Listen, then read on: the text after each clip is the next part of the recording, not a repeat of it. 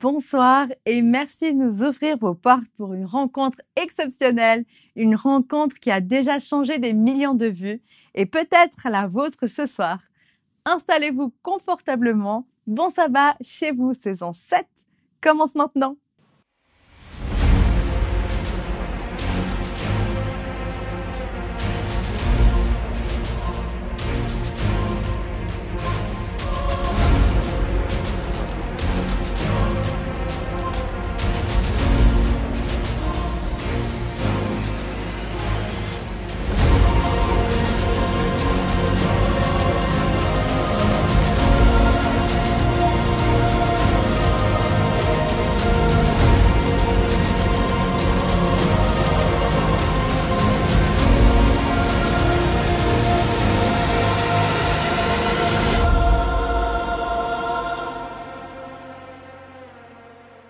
Bienvenue à Bon Sabbat chez vous, l'émission qui vous permet de débuter le sabbat accompagné virtuellement par plus de 2000 personnes chaque vendredi soir, tout en restant dans le confort de votre maison. Ici, nul besoin de s'apprêter ni d'afficher un sourire forcé si vous n'en avez pas envie. Soyez vous-même, restez juste connectés, on s'occupe de tout et surtout, Dieu s'occupe de vous. Alors que débute le programme.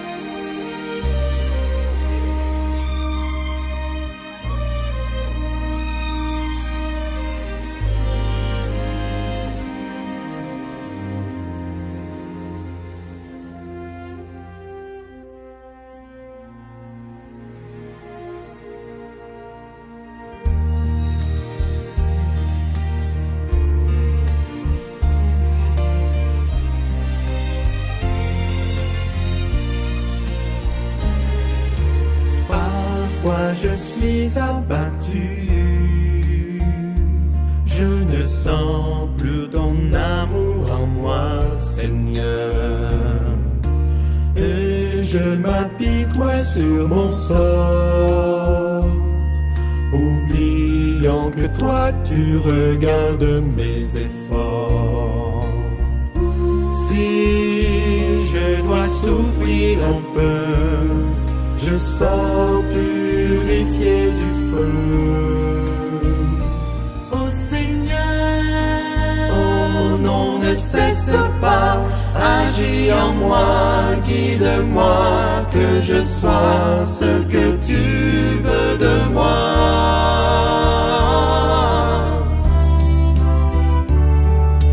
Oui, je veux, Seigneur. Seigneur, être simplement ce que tu veux que je sois.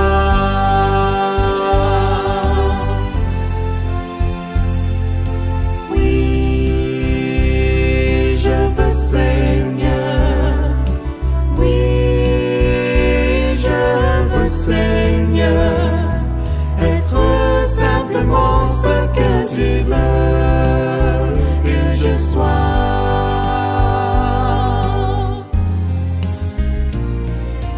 Quand je demande pourquoi,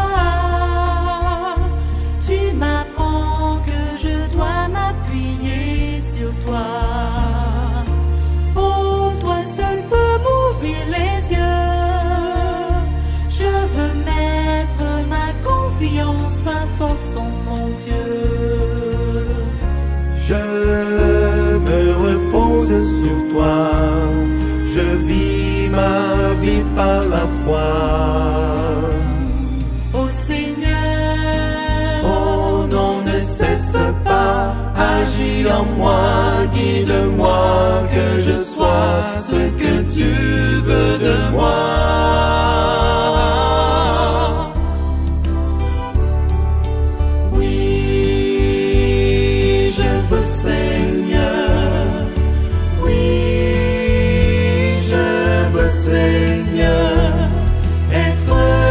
simplement ce que tu veux que je sois.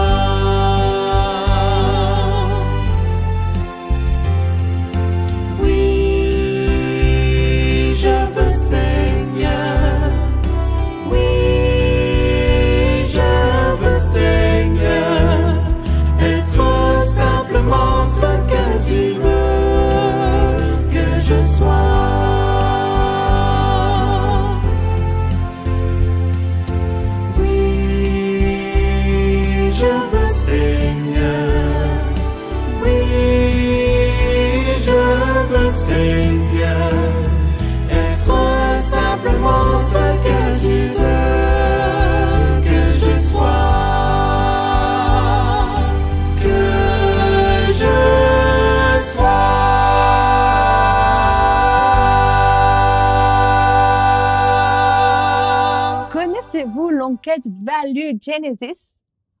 C'est en fait un questionnaire qui a été soumis à un très grand nombre de jeunes pour évaluer l'influence de la famille, de l'Église et de la société sur la formation de la foi chez certains jeunes. Ils en ressortent plein de choses très intéressantes et notamment cette enquête a permis de déterminer quelles sont les personnes qui ont la plus forte influence spirituelle sur un jeune. Et vous savez qui fait le plus pencher la balance en termes de spiritualité? Les parents. D'abord les mères et ensuite les pères. Ce sont eux les repères les plus forts dans la vie spirituelle des jeunes. Ensuite, la liste s'allonge avec d'autres membres de la famille, notamment les grands-parents, puis les pasteurs, les animateurs, des groupes de jeunes, etc. Et le fait est que très peu de jeunes rencontrent Dieu par eux-mêmes. La plupart du temps, Jésus leur est présenté par une tierce personne. Et cela me fait penser à une chanson en portugais qui s'appelle Obrigado, merci, et qui rend hommage aux personnes qui nous ont fait connaître Jésus. Et c'est un chant que les protagonistes bibliques de notre récit du jour auraient pu chanter, car ils voulaient voir et parler avec Jésus, et pour cela, ils sont aussi dû passer par des intermédiaires. Écoutons ce récit et ce qu'il a à nous apprendre sur nous-mêmes.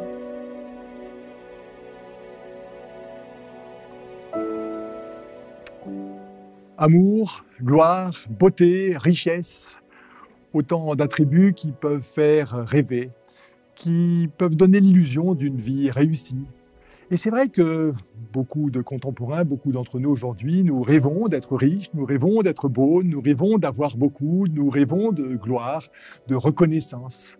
Oh, si la reconnaissance est utile et nécessaire, est-ce qu'elle est une fin en soi? Dans la Bible, il est un épisode d'une rencontre que Jésus fait avec un jeune homme riche, en l'occurrence, et qui va chercher la reconnaissance auprès de Jésus, en l'occurrence. Mais c'est un des rares épisodes qui s'avère être un échec. En l'occurrence, ce n'est pas un de ces beaux happy ends qui fait que tout le monde est gagnant ou heureux à la fin, mais ce jeune homme s'en va tout triste parce qu'il ne répond pas à la demande de Jésus. Et comme dans ce passage, il est question de riches, donc, et qu'il est difficile pour des riches d'entrer dans le royaume de Dieu, il est facile de conclure en évoquant cet épisode que voilà, finalement, la richesse ou toutes les valeurs de ce monde sont négatives et sont opposées aux valeurs du royaume de Dieu. Les choses sont en partie exactes, mais ne sont pas si simples que cela. Et je vous propose de nous pencher sur cet épisode, sur cette rencontre entre Jésus et ce jeune homme riche, non pas pour que les choses finissent pour nous comme pour le jeune homme riche, au contraire. L'idée est que nous puissions, contrairement à lui, ne pas nous en aller tout tristes, mais nous mettre à la suite du Christ tout joyeux. Mais pour cela, il s'agit donc de saisir les enjeux qui sont mis en évidence par Jésus dans cet échange, dans ce dialogue. L'épisode du jeune homme riche se situe est raconté dans plusieurs évangiles. Je vais m'arrêter sur celui qui se trouve dans l'évangile de Marc. En l'occurrence, il y a tout un passage qui précède le récit de la passion et de la résurrection, donc juste avant la mort et toute la semaine qui va précéder la mort de Jésus. Eh bien, il y a tout un passage où un des enjeux majeurs est précisément cette question de que signifie être disciple.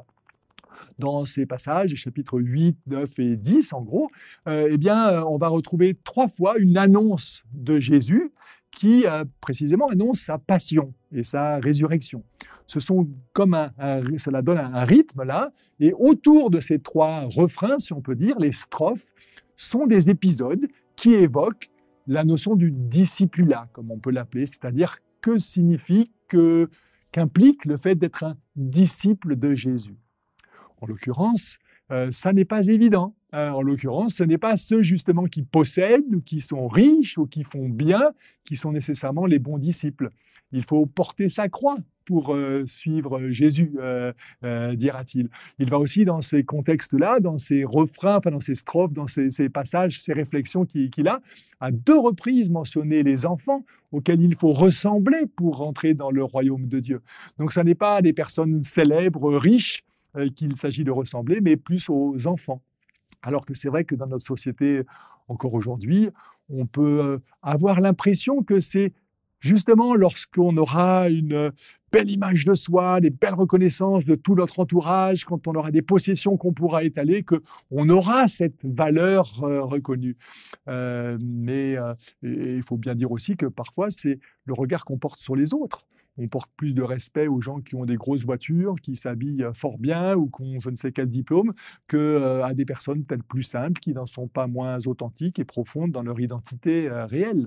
Et donc, c'est un enjeu qui va se trouver dans notre texte et qui donc met en scène Jésus et un jeune homme riche. Et je vous invite à écouter la lecture de ce texte qui se trouve donc dans Marc au chapitre 10 à partir du verset 17. Comme Jésus se mettait en chemin, un jeune homme accourut et se jetant à genoux devant lui, lui dit « Bon maître, que dois-je faire pour hériter la vie éternelle ?» Jésus lui dit « Pourquoi m'appelles-tu bon ? Il n'y a de bon que Dieu seul. Tu connais les commandements. Tu ne commettras point d'adultère, tu ne tueras point, tu ne déroberas point, tu ne diras point de faux témoignages, tu ne feras de tort à personne, honore ton père et ta mère. » Il lui répondit « Maître, j'ai observé toutes ces choses dès ma jeunesse. » Jésus, l'ayant regardé, l'aima et lui dit « Il te manque une chose. Va, vends tout ce que tu as, donne-le aux pauvres, et tu auras un trésor dans le ciel. Puis viens et suis-moi. » Mais affligé de cette parole, cet homme s'en alla tout triste, car il avait de grands biens. Jésus, regardant autour de lui, dit à ses disciples « Qu'il sera difficile à ceux qui ont des richesses d'entrer dans le royaume de Dieu. » Les disciples furent étonnés de ce que Jésus parlait ainsi. Et reprenant, il leur dit « Mes enfants, qu'il est difficile à ceux qui se confient dans les richesses d'entrer dans le royaume de Dieu. Il est plus facile à un chameau de passer par le trou d'une aiguille qu'à un riche d'entrer dans le royaume de Dieu. » Les disciples furent encore plus étonnés et se dirent les uns aux autres « Et qui peut être sauvé ?» Jésus les regarda et dit « Cela est impossible aux hommes, mais non à Dieu, car tout est possible à Dieu. » Dans cet épisode, l'attitude de Jésus est étonnante à certains égards. Imaginons une situation un peu similaire aujourd'hui d'un pasteur, par exemple, qui enseigne à quelqu'un qui s'intéresse aux choses spirituelles et puis voilà, qui montre, entre guillemets, la radicalité, les exigences du royaume et de l'évangile. Et puis la personne en question qui dit « Ah, c'est difficile, donc trop difficile, je m'en vais. » Moi, en tant que peut-être théologien, pasteur ou autre, j'aurais couru après la personne en disant « Attends, on va discuter, on va prendre du temps, on va trouver un compromis dans un premier temps. » Non, première chose qu'il faut observer, c'est que d'une certaine manière, il n'y a pas d'entre-deux avec l'Évangile. Soit on accepte le Christ et toutes ses valeurs, ses enseignements, son éthique, soit on est quelque part mis de facto hors jeu. Et donc, par rapport à cette exigence, d'une certaine manière, que s'agit-il de faire ? Reprenons le texte par rapport à l'ensemble de ces renversements qu'il propose, puisqu'il s'agit bien de cela, de changement de regard. Et au passage, tous ces chapitres de l'Évangile qui évoquent cet enjeu du discipulat, de devenir disciple, commencent par la guérison d'un aveugle et finissent par la guérison de l'aveugle Bartimée. Et c'est tout sauf un hasard si l'évangéliste Marc structure son texte comme cela. Au fond, il s'agit d'une question de regard. Regard qu'on a sur Dieu, regard qu'on a sur les autres, regard qu'on a sur soi. Ou d'accepter le regard que le Christ a sur chacun d'entre nous.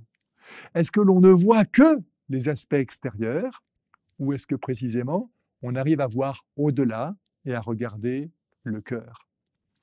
En l'occurrence, la question que ce jeune homme riche vient poser à Jésus est une question rhétorique. Il cherche la gloire. Il a sa propre réponse à sa question. Que dois-je faire pour hériter la vie éternelle?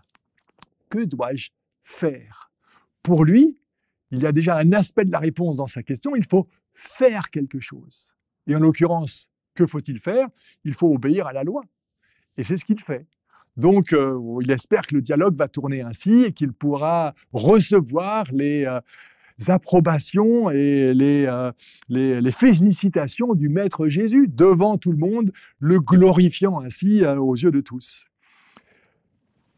Que dois-je faire pour hériter la vie éternelle? Sauf qu'il commence par « bon maître ». En gros, qu'est-ce qu'il se passe ici? Pour le jeune homme riche, la vie est transaction. Je te dis « bon maître » devant tout le monde, tu vas me déclarer « bon croyant ».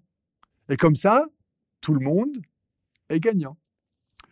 Sauf que Jésus a d'entrée compris l'impasse dans laquelle cette transaction, cette rhétorique va le mener. Et c'est pour ça qu'il lui répond par cette question étonnante, sans répondre donc à la vraie interrogation. Pourquoi m'appelles-tu bon? Il n'y a de bon que de Dieu seul. En l'occurrence, pour Jésus, là, le débat n'est pas christologique. Le débat n'est pas sur la question de savoir si Jésus étant Dieu, il peut être appelé bon ou pas. Non, non. Justement, Jésus veut amener le jeune homme riche, mais tous les observateurs, tous les lecteurs que nous sommes aujourd'hui, à comprendre qu'il y a un renversement. Que justement, la vie éternelle, le salut, si l'on peut dire, ça n'est pas de l'ordre d'une transaction. Je te dis bon, tu me réponds que je suis bon, et tout va bien. Et donc, Jésus, d'entrée, pose cette différence-là. Il n'y a de bon que Dieu seul. En d'autres termes, ni moi, alors qu'il l'est, mais ni toi ne sont bons en soi parce que tu fais ou parce que tu as. Et Jésus rentre dans son jeu après cette remarque préalable. Tu connais les commandements. Tu ne commettras pas d'adultère, tu ne tueras point, tu ne déroberas point, etc., etc. Et là, je pense qu'on peut imaginer le jeune homme riche en train de jubiler, en train de sourire. Ah ben, et d'ailleurs, ce qu'il va dire en témoigne. Maître, j'ai observé toutes ces choses dès ma jeunesse. Donc en gros, je fais exactement ce que tu dis. Donc vas-y, continue et félicite-moi. Jésus, l'ayant regardé, nous dit le texte, l'aima. Donc Jésus a un véritable amour pour lui. C'est le mot agapé qui est là, hein. C'est l'amour profond, réel. Il a ce regard plein d'empathie, de compassion, de miséricorde. Mais ce regard-là est un regard tout aimant, mais aussi exigeant. Et il lui dit, il te manque une chose. Va, vends tout ce que tu as, donne-le aux pauvres, et tu auras un trésor dans le ciel, puis viens et suis-moi. En d'autres termes, Jésus va casser la dynamique de glorification mutuelle que le jeune homme riche a essayé d'installer. Pour Jésus, là, il fait patatras. Il lui dit en d'autres termes, non, je ne te félicite pas. C'est très bien tout ce que tu as fait, mais ça ne suffit pas. Il te manque l'essentiel, il te manque une chose, la seule chose qui est nécessaire. Et ce premier renversement, c'est de comprendre ce que Jésus essaye de faire saisir au jeune homme riche, c'est de comprendre que ce qui compte, ce n'est pas ce que j'ai ou ce que je fais, mais précisément lorsque j'accepte de reconnaître le manque qui est le mien, que alors je peux recevoir. Voilà, il voulait hériter la vie éternelle, il voulait recevoir la récompense. Jésus est en train de dire, et c'est l'expression qu'il va utiliser par 3 reprises, il faut entrer dans le royaume de Dieu. C'est un cheminement. Ce n'est pas l'acceptation de quelque chose qui est reçu comme un héritage, mais c'est une démarche dans laquelle on rentre. Et pour faire cette démarche, pour rentrer dans cette démarche, il faut se délester de justement tout ce qui est de l'ordre de la richesse et de l'avoir, du faire. Ça ne veut pas dire qu'on ne fera rien et que l'obéissance au commandement est inutile, mais ça n'est pas le point de départ. Le point de départ, c'est le fait de reconnaître notre manque. C'est reconnaître que pour s'attacher à Christ, cela implique une forme de détachement. Détachement des choses matérielles, détachement d'une forme de possession, détachement d'une forme de glorification, de gloire qu'on essaye d'avoir de la part des autres ou de la part du Christ, détachement aussi du fait de nos réussites, de croire que nous pouvons par nous-mêmes obtenir toutes ces choses-là. Mais du coup, affligé par cette parole, l'homme s'en va tout triste. Cela pose évidemment la question de l'obéissance au commandement. Quelle est leur place ? En fait, ce que Jésus essaye de faire comprendre au jeune homme riche comme à tous, c'est qu'il faut passer de l'amour de la loi à la loi de l'amour. En gros, le point de focalisation de ce jeune homme, c'était d'être strict dans l'observation de la loi. Et du coup, il pensait comme ça pouvoir être glorifié et récompensé. Alors qu'en fait, la loi n'est pas une fin en soi. Bien sûr, elle est utile. La loi, elle est comme des panneaux indicateurs qui indiquent quoi ? Qui indiquent la relation, non pas les actes, mais la relation qu'on doit viser. Une relation d'amour vis-à-vis de Dieu, vis-à-vis du prochain, comme vis-à-vis de soi-même. Or, ce qui est intéressant ici, c'est que quand Jésus le regarde, l'aime et lui dit « il te manque une chose », juste avant, il lui dit « tu connais les commandements », eh bien, Jésus cite tous les commandements qui concernent la relation au prochain. En fait, probablement on pouvait dire que, bien sûr, il essaye de les vivre, ces commandements, mais pour un bon juif ou un bon chrétien, c'est plus facile de dire « j'aime Dieu » que « j'aime mon prochain ». Dieu, on ne le voit pas. Et donc, on peut faire des prières, on peut être régulier pour aller au culte ou à je ne sais quel service religieux, et ainsi se persuader même qu'on aime Dieu. Mais la question qui se pose, c'est est-ce que cet amour pour Dieu se vérifie dans l'amour de l'autre, du prochain ? Et en l'occurrence, le fait de tout vendre pour le donner à ceux qui en ont besoin, ça, c'est l'amour ultime du prochain. Et c'est le test par lequel il faut passer pour attester que nous aimons Dieu, notre prochain, comme nous-mêmes. En d'autres termes, le salut, la vie éternelle, c'est une grâce, c'est un cadeau qui nous est fait par Dieu. La conséquence de ce cadeau est que nous pouvons choisir, nous voulons donc vivre les valeurs de ce royaume et du coup appliquer les commandements. Mais du coup, les commandements ne sont pas une fin en soi, ils sont juste des occasions pour nous d'essayer de mieux vivre les conséquences de ce salut offert, de cette vie éternelle. C'est vrai, si on prend l'ensemble des commandements, on peut prendre ceux qui concernent le nom de Dieu, l'observation du sabbat, ou encore le fait de ne pas voler, de ne pas commettre d'adultère, de ne pas mentir, de ne pas blasphémer, etc. Eh bien, tout cela n'est pas une fin en soi. Observer le sabbat pour observer le sabbat, qu'est-ce que cela représente ? Si pour nous, c'est la lettre de la loi qui compte, commencer le sabbat à la minute près du coucher du soleil, ne pas faire ceci, pas faire cela, aller à l'église, etc. Mais que dans mon cœur, j'ai des mauvaises pensées, je regarde mal les autres, alors je n'atteins pas l'objectif de la loi que Dieu me donne en me proposant de vivre le sabbat, qui est une occasion de mieux aimer Dieu et de mieux aimer mon prochain. Si je ne tue pas quelqu'un, est-ce que pour autant je l'aime ? C'est ce que Jésus dira dans ses célèbres antithèses. Vous avez appris qu'il a été dit « tu ne tueras point », mais moi je dis qu'on peut tuer avec un mot. Alors peut-être parfois on peut se glorifier de ne pas tuer et donc d'avoir accompli la loi, mais notre attitude ou même parfois nos simples regards sont de véritables pistolets qui abîment la relation avec autrui.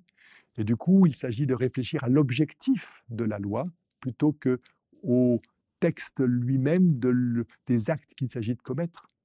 Et pour atteindre l'objectif de la loi, il s'agit d'avoir un cœur transformé qui nous permet justement d'atteindre les objectifs de la loi et donc de passer de l'amour de la loi qu'avaient tous les scribes, les pharisiens et probablement ce jeune homme riche à la loi de l'amour où finalement tous les éléments de la loi, tout ce qu'on va faire parce que c'est écrit, parce qu'on nous l'a dit, qui est certainement légitime, mais n'a de légitimité réelle que si cela débouche sur une relation plus grande d'amour envers Dieu, envers le prochain et envers soi-même.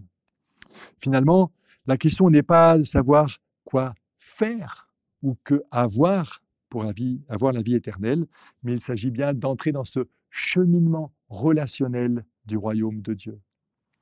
L'histoire de ce jeune homme riche semble donc celle d'un échec. Mais par ce même échec, le lecteur que nous sommes peut et doit se laisser interpeller par notre désir de devenir des disciples, précisément. Être disciple, c'est s'engager à la suite de Jésus. Cela se faisait hier, à l'époque de l'Évangile, cela peut et doit se faire aujourd'hui encore.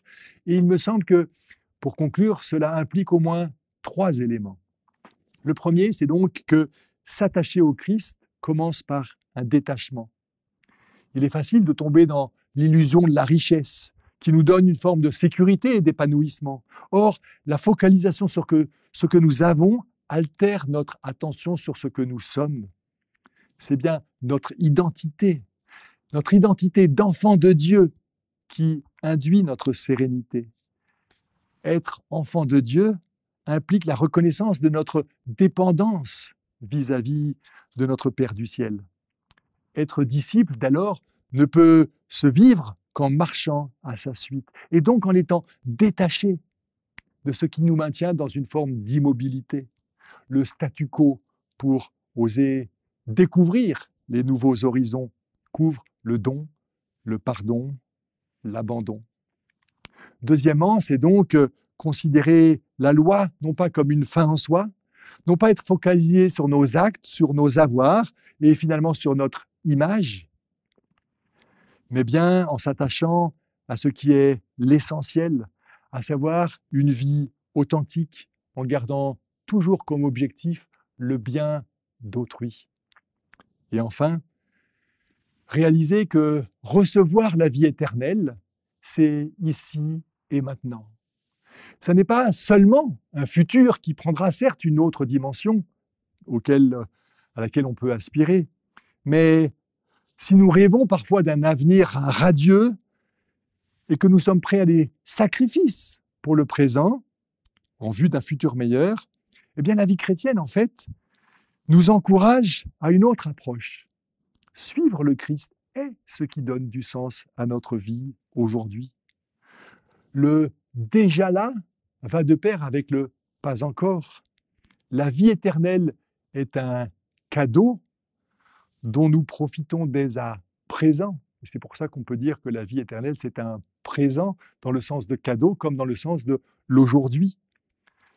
L'essentiel est de savoir si nous sommes prêts à l'accueillir et à vivre en conséquence, quitte donc à se détacher, à nous recentrer, pour faire en sorte que nous puissions non pas repartir tout tristes, mais marcher avec Christ, peut-être moins riche, peut-être moins glorieux, peut-être moins beau aux yeux des autres, mais en ayant la conviction que nous faisons ce qui est juste, ce qui est bon pour le coup, avec ce bon maître qu'est Jésus.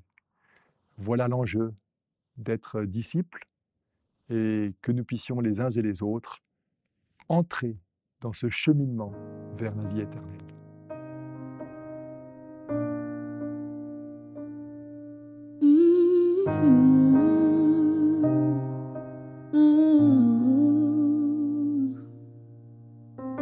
C'est ton cœur que je recherche. Dès que le soleil se lève, je connais ta douce voix. Mon cœur ne brûle que pour toi. C'est ton cœur que je désire, même quand mes pensées chavirent. Je connais ta douce voix. tu m'attires à toi. Pour un cœur avec toi, Seigneur. Le reste perd en importance quand je suis là dans ta présence. Hey, quand je suis là dans ta présence.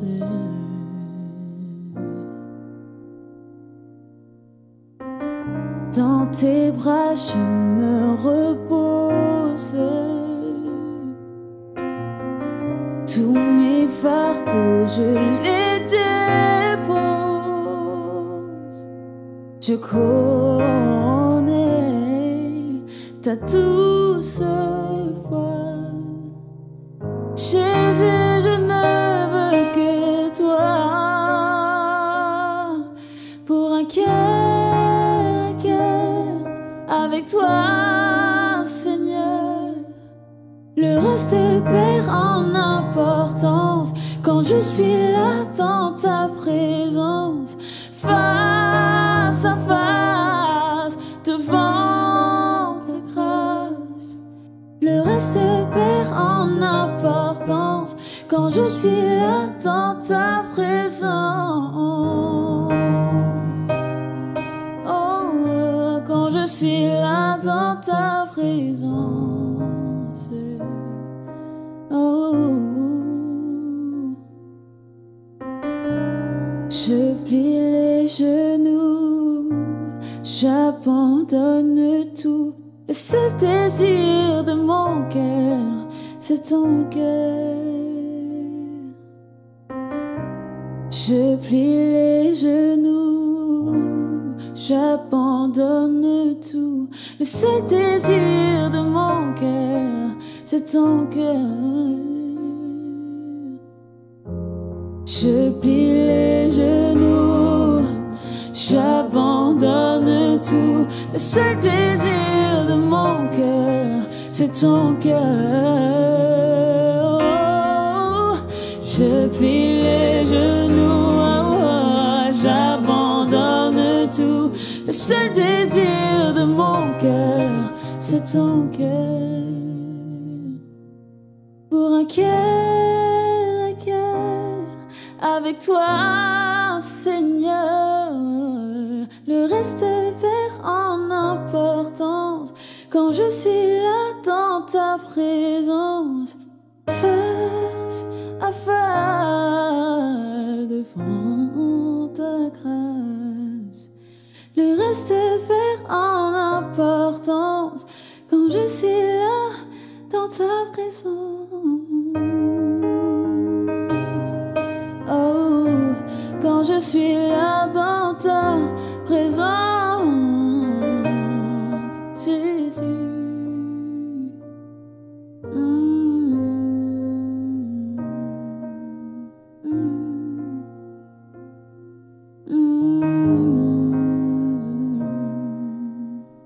Je vous invite à la prière.